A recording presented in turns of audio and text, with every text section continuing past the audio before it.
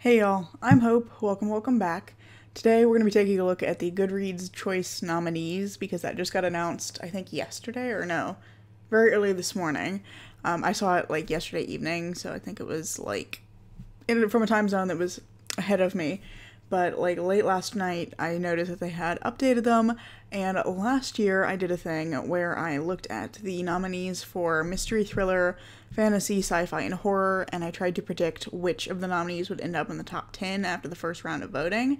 And I had a lot of fun doing that. I actually did really well, so I wanted to try and do that again this year. I feel like because I've been less active on like Twitter, and I've been really busy and I've been watching a little bit less booktube than I had previously. I suspect I'm going to have a harder time this year making those predictions, but I really enjoyed doing this last year and it was just a lot of fun and it was more successful than I anticipated in terms of me getting them right. And I think I got like the least I got right in any category. I want to say it was maybe horror, and I think I got like 6 or 7 out of 10 right. So like still more than 50%. So that was really cool. And I thought it'd be fun to react to these together, and I'll talk through what I'm thinking in terms of the top 10. So that's the plan for today. I have not looked at the nominees yet, and we are just gonna hop in and look at them together. So let me swap over to that view. Let's dive in with mystery and thriller since that's on this top row. Okay, so we have Happiness Falls by Angie Kim. I have heard of this. I've heard a lot of people talking about it, so that doesn't surprise me. All the Dangerous Things by Stacey Willingham. I think that one was a Book of the Month pick, possibly. At least I think her first book was, so a familiar author. Frida McFadden's The Coworker. I have not heard of this particular book, but I have heard of this author. Karen Slaughter, obviously. Anything she writes is probably going to end up in the nominees. So I've not heard of this one, but does not surprise me to see her here. The Villa by Rachel Hawkins. The Maid's Diary by Loreth Ann White. Alice Feeney, of course, Good Bad Girl. I haven't heard very many reviews for that one, but it doesn't surprise me. And then another Frida McFadden, The Housemaid's Secret.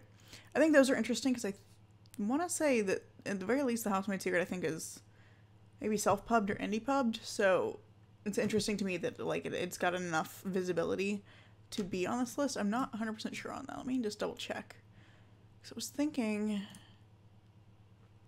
yeah, that's got to be an indie press, right? Interesting.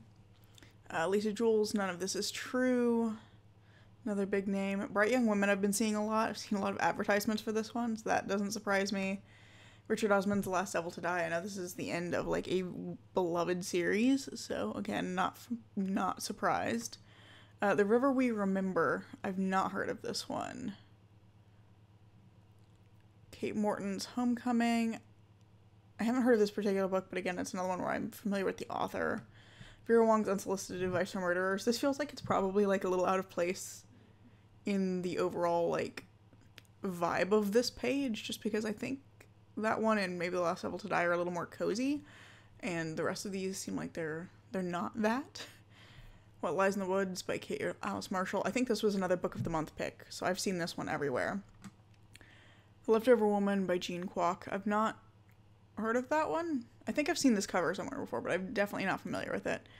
Don't Let Her Stay by Nicholas Sanders. I Have Some Questions for You by Rebecca Mackay. I've heard of that one. Mostly I've actually been seeing bad reviews for it, but I have been seeing this one everywhere. All the Sinners Bleed by Isaiah Cosby. I know he's a beloved author. And then Riley Sager, obviously, with The Only One Left. So I feel like really obviously Riley Sager is going to be in the top 10 because he's just a well-known name. He's got a kind of broad reach, so I feel like that one is almost certainly going to be in the top 10. I also think that The Last Devil to Die will probably be in the top 10 just because that series is really popular, so I expect that those two are pretty much shoo-ins for top 10. I think also All the Sinners Bleed. This is one that I saw earlier in the year, right after it came out, I think. I don't actually remember when exactly it came out, but I remember seeing this one everywhere. Okay, it was in June. I saw this one everywhere. I've seen so many people talk about it, so I think All the Sinners Bleed will probably be in the top 10 as well. So that gives us 3. And then I suspect both The Villa and What Lies in the Woods will make it because I'm pretty sure both of those were Book of the Month picks. So again, like something with a really broad reach. I think that those are fairly likely to end up in the top 10. I also think Lisa Jewell probably will be in the top 10 just because so many people have talked about this book recently. I'm pretty sure she's a fairly well-known author. I will have to say, for most of the authors in here, even the ones I'm familiar with, I haven't actually read anything from them. I think the only ones I've read from here are Karen Slaughter and Riley Sager. So I haven't read most of these authors, but I know I've seen a lot of people talk about Lisa Jewell, and like I think for her last several releases. So I think Lisa Jewell is probably likely. So how many does that give me? 1, 2, 3, 4, 5, 6. Okay, 6. I'm like, I've already lost count. I suspect Bright Young Women as well, just because, again, I've been seeing that one absolutely everywhere. There've been, like, big displays at my local Barnes & Noble. I think this was maybe also a Book of the Month pick, although I'm less certain about that. I know I was seeing a lot of people get it all at once, but that may have just been that there was some hype around it and everybody was buying it. I don't really know. I feel like the last 3 was the hardest. I feel like Alice Feeney's probably going to be in the top 10 just because she's well known. And I have been seeing some good reviews for this particular book, like some. I think I've been seeing mixed reviews, but the ones that like stick in my mind were like positive reviews. So that gives me 1, 2, 3, 4, 5, 6, 7, 8. Okay, so I need 2 more.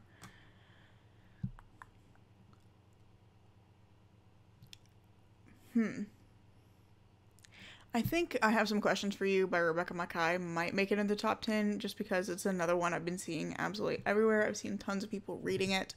I've not been necessarily seeing good reviews for it, but I think it's one that has pretty broad reach. And I think it's on a little more on like the literary side, so it's got kind of a broader audience. So I think that could very well end up in the top 10. And then I'm debating on my last one because did I ever say Karen Slaughter? I don't think I have. I also haven't heard of this book at all, but it's Karen Slaughter, so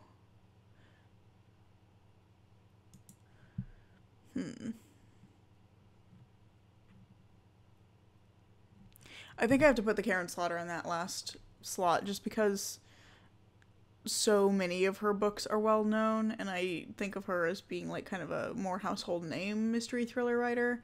So yeah, I think I'm gonna put her in that last slot.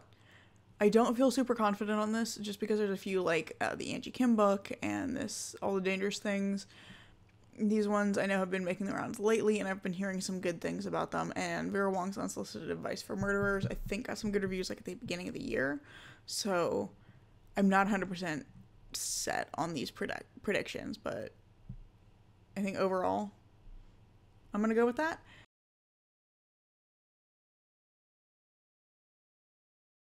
So, fantasy. Immediately, we're in more familiar ground. I still haven't read very many of these, but more familiar with a lot of the books on this list. So we have The Unmaking of June Farrow by Adrienne Young. I think this one is a pretty recent release, so I think that's interesting. It's one of those that's kind of like slid in here at the end of the year. I think it was possibly Book of the Month. Then Vinco by Sherry Dumoulin, which I heard some people talking about right before it came out, but I never really saw much way of reviews for it. So that one's interesting. Bookshops and Bone Dust by Travis Baldry. The Book That Wouldn't Burn by Mark Lawrence. Those don't surprise me. Adventures of Amin al-Sarafi. People have been talking about that one for ages. People are loving this one. That is, yeah, I get that one. Ink Blood Sister Scribe. I know I heard a few people talk about this one. I'm not familiar with this book, but I've definitely heard of it. Salman Rushdie, Victory City. I did not know that Salman Rushdie had anything new out, or that it was fantasy, so I have no idea on that one. Emily Wilde's Encyclopedia of Fairies. Yeah, that was another one that was really big, I think, because it was a subscription box book, although I don't remember which one. I want to say it was maybe Fairy Loot. Atalanta by Jennifer Saint. Starling House by Alexi Harrow. The Will of the Many by James Eilington. Fragile Threads of Power by V.E. Schwab. Swordcatcher by Cassandra Clare. Clytemnestra by Costanza Casati. Stoneblind by Natalie Hayes. I remember hearing a lot about this book right before it came out, so that's interesting. I did not realize that was this year, but then again, this year has completely bled together for me. Trust of the Emerald Sea by Brandon Sanderson, A Day of Fallen Night by Samantha Shannon, Witch King by Martha Wells, Last Tale of the Flower Bride by Roshni Chokshi, and Hellbent by Leigh Bardugo. So there's a handful on here that are like books by really big authors, or that like the books themselves got really big early on, that I feel like are very obvious picks. Like Bookshops and Bone Dust, I feel fairly certain is going to be in the top 10. Adventures of Amir al-Sarafi, I think, is also obviously going to be in the top 10. Fragile Threads of Power, because it's V.E. Schwab, and I see just like everybody reading this one right now. I think that's likely. Cassandra Clare's Swordcatcher, I don't even know if people are liking this book, but it's Cassandra Clare, so I feel like that's gonna be in the top 10. Trust of the Emerald Sea, similar thing, like Brandon Sanderson. Everybody loves Brandon Sanderson.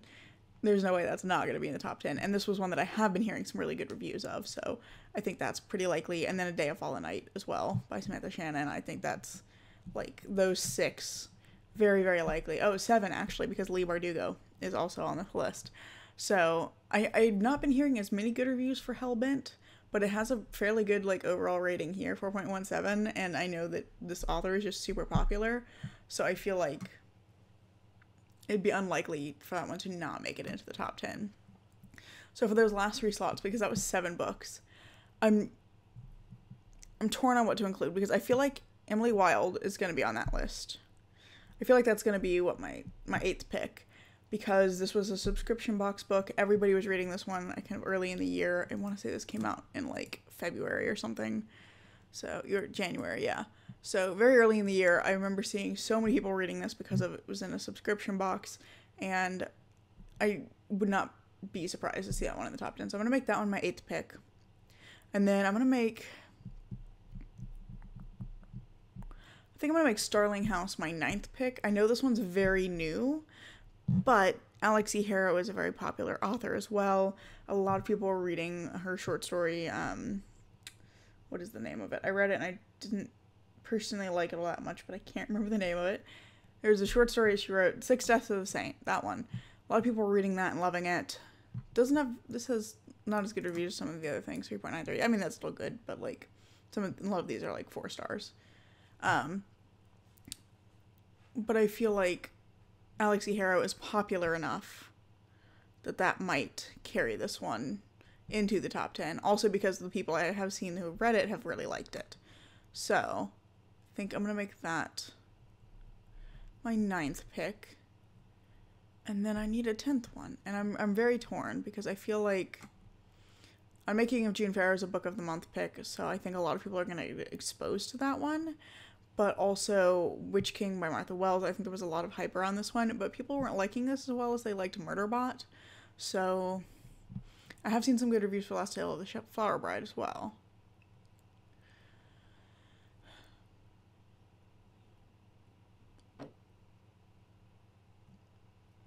I think I'm going to give it to The Unmaking of June Farrow, that 10th spot, just because it is a book of the month pick. It was a repeat from that author. In fact, I'm even gonna look it up.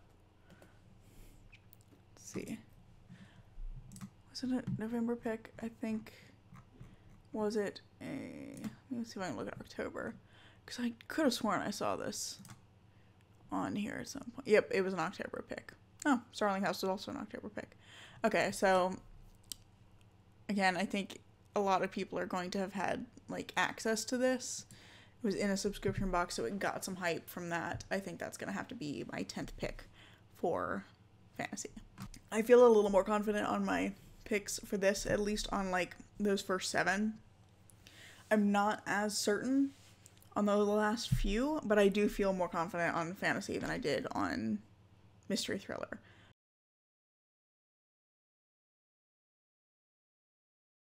So, science fiction. Immediately, I'm seeing more covers here that I recognize than I anticipated. But there's definitely some that I am not familiar with. So let's start at the top. Chain Gang All-Stars by Nana Kwame Adjei-Brenyah. I have not heard of this one. I feel like I've seen this cover at some point, but I've definitely not heard anything about it. Land of Milk and Honey by C. Pam Zhang. I've not heard of this one. Bridge by Lauren Bucas. I've heard of the author. I've not heard of this book at all. I can't even remember. Did Lauren Bucas write... It was like a book about a hotel or something. I can't remember. It's gonna bug me, so we're gonna go look.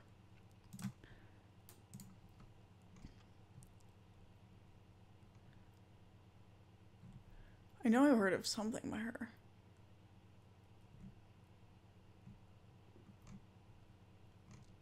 I don't know. I'm very confused. I don't know. The name is familiar. I don't know why. Exciting. Starter Villain by John Scalzi. I've not heard many people talk about this one. I was excited for this before it came out, and then I have not gotten to it. But I think it looks like it has a very fun cover. I like the cat in the suit. So I think John Scalzi is fairly well known? Question mark. System Collapse by Martha Wells. I'm not surprised to see Murderbot here. And it just barely made it into this year's, like, books that are eligible for nomination because it just came out Tuesday. So that's exciting.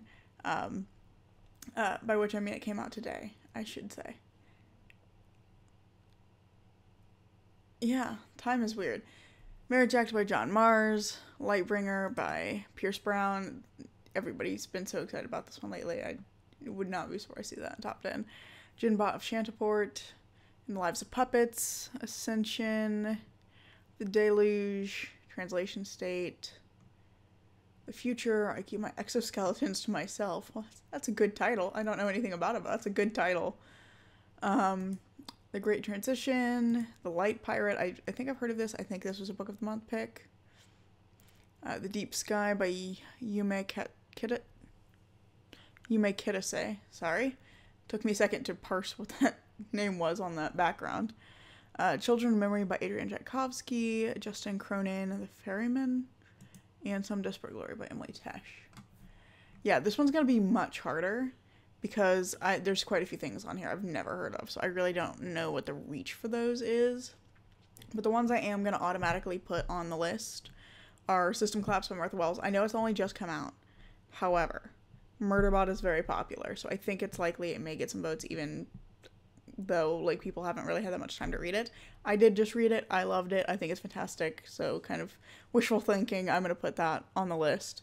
So System Collapse. And then I'm also going to say Lightbringer because I've seen so many people reading and loving the Red Rising series lately. And in particular, people being, like, very hyped for Lightbringer to come out. So I'm definitely going to put that on that list. And also In the Lives of Puppets by T.J. Klune because he's another, like, really popular author. So I feel like that one's pretty likely. I'm also going to put The Light Pirate on the list because I'm fairly certain that was a Book of the Month book several months ago. And I remember seeing this cover a lot, even though I don't remember hearing anybody talk about it. But I feel like just because it had that, like, exposure from Book of the Month, it would be fairly likely that it would be in the top 10. I'm also going to put Some Desperate Glory by Emily Tesh on that list. Because this was one that, again, I heard a lot about it, like, right around the time that it was coming out. And it was a novella that was getting, like, a lot of good reviews. So I think that Some Desperate Glory could make it onto that list. So that's, 5? I've also been seeing a lot about The Deep Sky. So I'm going to say that's the 6th one. We're getting into the ones where it's harder because I'm not familiar with very many. Adrian Tchaikovsky is usually pretty popular, so I'm going to put Children of Memory there because I know also it's like the 3rd book in a series, but it's a series I've been seeing kind of similarly to Red Rising. I've been seeing a lot of people like read and enjoy this series lately, so I'm also going to say Adrian Tchaikovsky's Children of Memory there. So that's how many, 1, 2, 3, 4, 5, 6, 7. Okay, so I have 3 more. I think I'm going to say John Scalzi's Starter Villain, just again because I think he's a fairly well-known author. I haven't seen many people reading this, but it does have, like, decent reviews here and a lot of ratings. So I think that one's has a good shot of getting the top 10. So I'll make that my 8th pick. Now we're really down to things that I'm not familiar with. I'm going to say The Future for 9 because I think this is is it like a sequel to The Power? I want to say. And I remember a lot of people reading The Power a few years ago. Yeah, maybe it's not it's not a sequel, but it is by the same author, and I know a lot of people were reading The Power a few years ago, so I'm still gonna say 9 is the future. And then, what do I want to put at 10?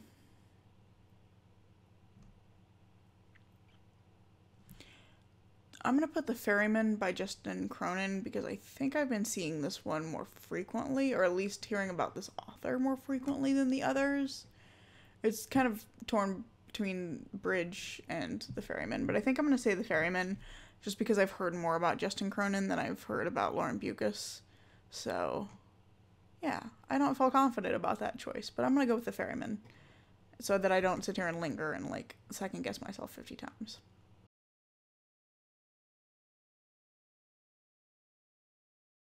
Oh, good. I do recognize a lot of these books. So, actually, I think I know more of these than I did in either mystery thriller or sci-fi. So, Silver Nitrate by Sylvia Miranda Garcia, Black Sheep by Rachel Harrison. Both of these were fairly recent and very popular. Stephen King, obviously. I've been seeing a lot of people reading Monstrilio lately and liking it. That's cool. I'm not surprised to see it here. Rouge by Mona Awad. A lot of people love Mona Awad, so that doesn't surprise me. Her Little Flowers by Shannon Morgan I've not heard of, but I like the cover. I think that's an interesting thing with like the flowers kind of over top of a photograph. That's cool. September House I've seen a lot of people talking about. Dead 11 I saw a lot of people talking about earlier in the year. Not necessarily liking, but people were talking about it. Lone Women by Victor LaValle. I've seen a lot of really good reviews for that one. Jennifer McMahon, My Darling Girl. I don't know much about this book, but I've heard a lot about this author. Our Share of Night by Mariana Enriquez was another one I was hearing a lot of people read and talk about, I want to say like a few months ago, and most of the people that I saw talk about it were really liking it, although I think I've heard it also kind of drags a little bit, so I think it's also like one of the longer ones, because I want to say this one was like 600 pages or something. Don't Fear the Reaper by Stephen Graham Jones. That's obviously a great pick. Sisters of the Lost Nation by Nick Medina. Natural Beauty by Ling Ling Huang. Becoming the Boogeyman by Richard Chismar. I've not heard of this one.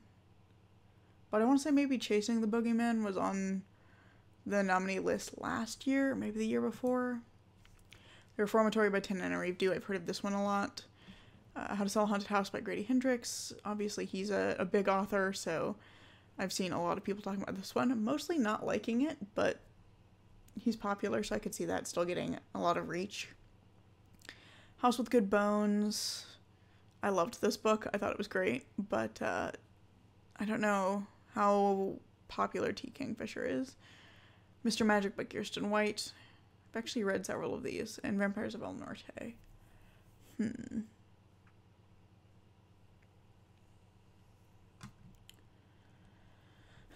Well, I'm going to go ahead and put Silver Nitrate on this list because I don't think everybody is loving this book, but Sylvia Miranda Garcia is super popular and I think one of the better known names on this list.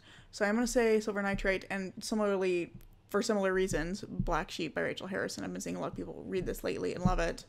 And then Stephen King, obviously, is Stephen King, so obviously. What more do I need to say? So that's 3.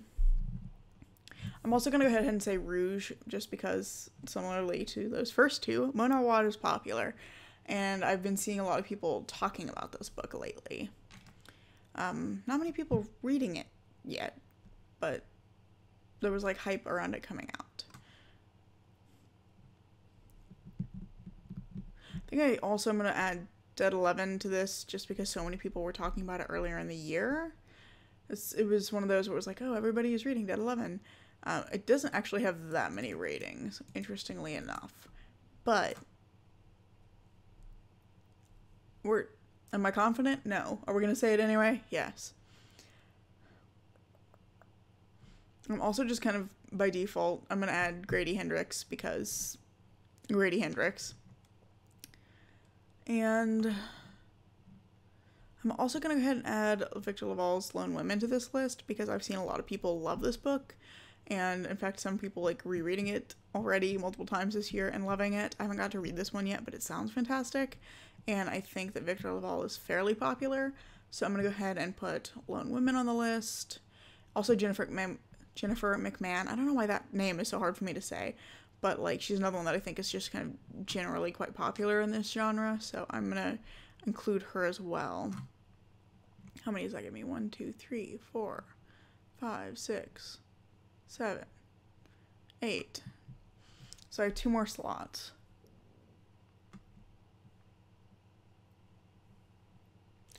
I think I'm gonna have to give one of them to Our Share of Night because so many people were reading it earlier in the year. So that's gonna be number 9. And number 10 is gonna be hard because like I want optimistically to put A House with Good Bones in there, but realistically I don't know. I also kind of want to put Don't Fear the Reaper, but again I think Stephen Graham Jones is a kind of divisive author. You either really like his writing or you really don't. I personally love his writing, but I've seen a lot of people not like this series, so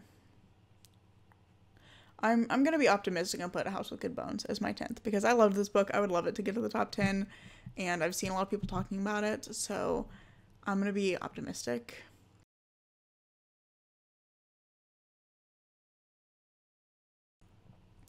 So now that we looked at that, those are all the ones I wanted to predict for. I don't think I feel as confident on my predictions this year as I did last year. Again, I think this is maybe related to my being less present on like Twitter or X or whatever the heck we're calling it now, and I'm not as much a part of those conversations. I'm mostly basing this at this point based on Goodreads reviews I've seen and like how much coverage I've seen them getting on Book Talk or BookTube. So I don't feel as confident this year, but I am really interested to see what ends up actually getting picked for the top 10 for each of these categories. So I am excited to come back and like compare my predictions with what actually gets picked. Before I end this video though, I really want to take a look at this romantasy list because I did not know that they were splitting this up into its own category this year. So I want to see what's on it. So we're going to do that. Ashes and the Star-Crossed King. That doesn't surprise me. I think I've heard about the first book in this a million times. Bewitched by Laura Thalassa. I've not heard of this book, but I have heard of the author. Fourth Wing, obviously. If I had to make a prediction right now, like Fourth Wing is going to win it. But does not surprise me to see it on the list at all. A Dawn of Onyx I've not heard of. Zodiac Academy I have heard of. I've mostly heard bad things about it, but I've heard of it. So it's obviously very popular. Throne of the Fallen by Carrie Maniscalco. I don't actually know much about this. Is this set in the same world as that other series of hers? I don't remember. The Hanging City I've not heard of at all, but I have heard of Charlie Holmberg, so that's interesting. Did not know they had a new book out. The Jested Heir, I've heard a lot about that. This author is on TikTok and I think did a really good job of promoting her book. So I have heard a lot about The Jested Heir. I've not seen a lot of reviews for it, but I have heard of it a lot. A Soul of Blood and Ash, Jennifer L. Armentrout, like, obviously. I have not read to book 5 yet because I got stuck on the spinoffs. Rule of the Aurora King, I've not heard of this, but I have, again, heard of this author. Hannah Witton's The Foxglove King. I've mostly seen bad reviews of this book, so I don't think that's going to end up in the top 10, but here we are. We have The Coven by Harrell Woods. Never heard of that. The Hurricane Wars I've heard a lot about. I think that was another one that was in a subscription box, so that's interesting. Assistant of the Villain was one that's associated with like Book Talk. Fall of Ruin and Wrath, so Jennifer L. Armentrout's on here twice. Slaying the Vampire Conqueror. I think I've heard of this, but I don't know anything actually about it. But it's set in the same world as this one. So we have a lot of like repeat authors happening here. And then, what do we got? Game of Gods, Queen of Thieves and Chaos, A Fire in the Flesh. Oh, a third Jennifer L. Armentrout book. Delightful. And A Court This Cruel and Lovely.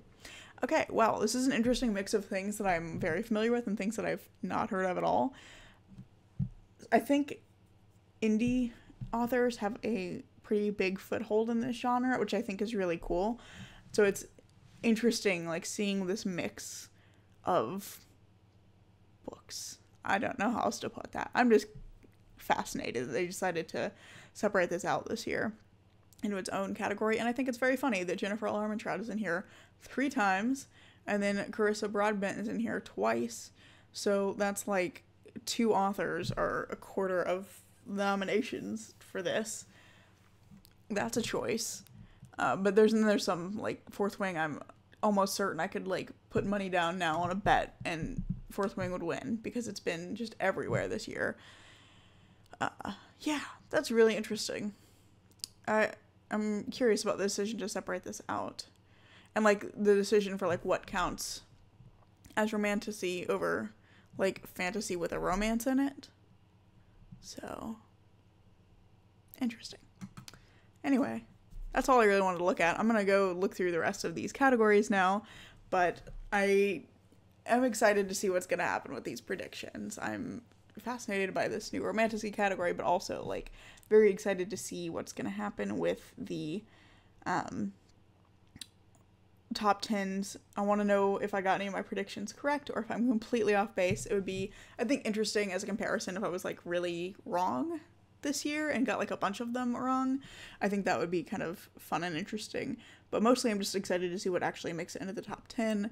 And I'm going to have to go look through this and, like, add a bunch of things to my want to read list. So there is that too. So anyway, that being said, I think that's pretty much all I have for you today. I really hope you've enjoyed this video, and I hope you'll check back in a couple of weeks when I do my kind of top 10 check-in video. But I really hope you've enjoyed this, and if you have, I hope you'll consider giving it a like, maybe even subscribing to see what comes next. I'm currently posting every Tuesday and Saturday, so there is more content coming soon, and I hope to see you in the next video. Bye.